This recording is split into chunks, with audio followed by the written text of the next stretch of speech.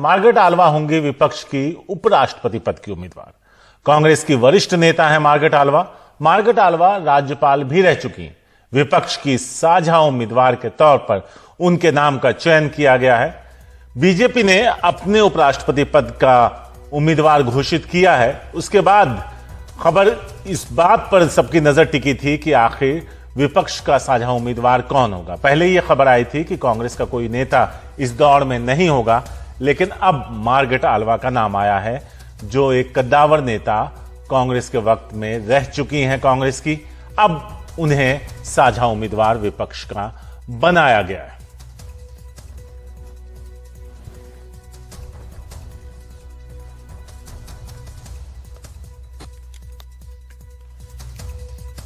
उपराष्ट्रपति के चुनाव के लिए हम सब के तरफ हमने एक कैंडिडेट अनाउंस करने का तय किया। कैंडिडेट आप जानते हैं, श्रीमती मार्गरेट आल्वा।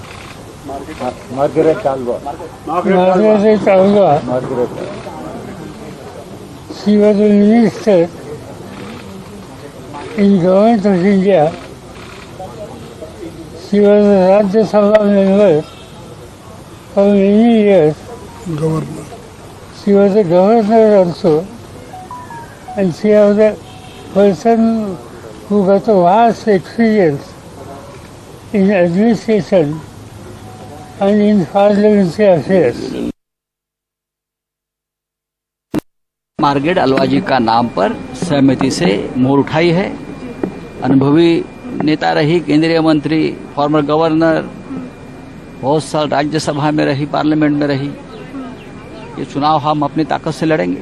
मुझे पूरा विश्वास है कि पूरा अपोजिशन एक साथ रहेगा। इस बार राजीव रंजन है, एडिटर पॉलिटिकल अफेयर्स, इस वक्त हमारे साथ। राजीव, खबर यह आ रही थी कि कांग्रेस की तरफ से कोई नाम नहीं दिया जाएगा। ऐसे में मार्गरेट आल्वा का नाम किस तरह से उभर कर सामने आया, और दूसरा, क्या वो जगदीप धनखड़ को टक्कर देने की स्थिति में है?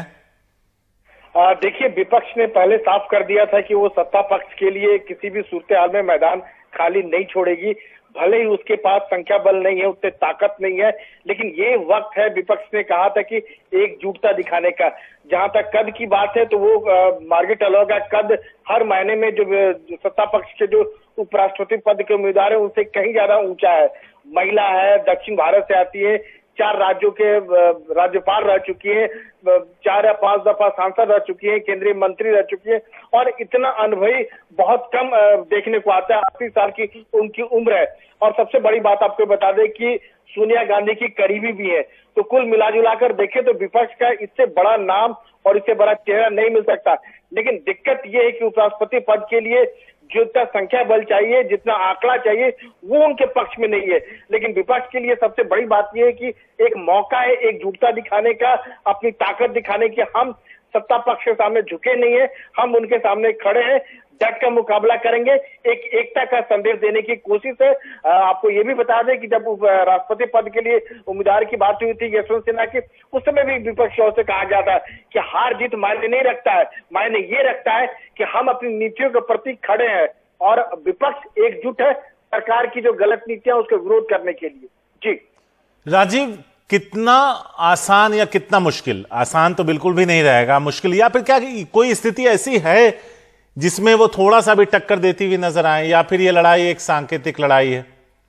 देखिए, इसको सांकेतिक लड़ाई कहना ही उचित होगा, क्योंकि जो सत्ता पक्ष के पास, एनडीए के पास जो संख्या बल है, जो उनका नंबर है, जो गणित है, उस गणित के मुताबिक जो है उनका उपराष्ट्रपति जो उम्मीदवार है उनका जीतना बिल्कुल तय है। किसी भी सूरत-ए-हाल में ऐसा नहीं हो सकता कि ये जीत जाएंगी। वो उसी हाल में हो सकता है कि एनडीए के जो घटक दल है वो इनको समर्थन करे। लेकिन अच्छी बात ये है कि जो राष्ट्रपति पद के समय जो कई सारे जो पार्टी है, चाहे जेएमएम की बात करें, चाहे शिवसेना की बात करें, वो एनडीए के कैंडिडेट को सपोर्ट करते।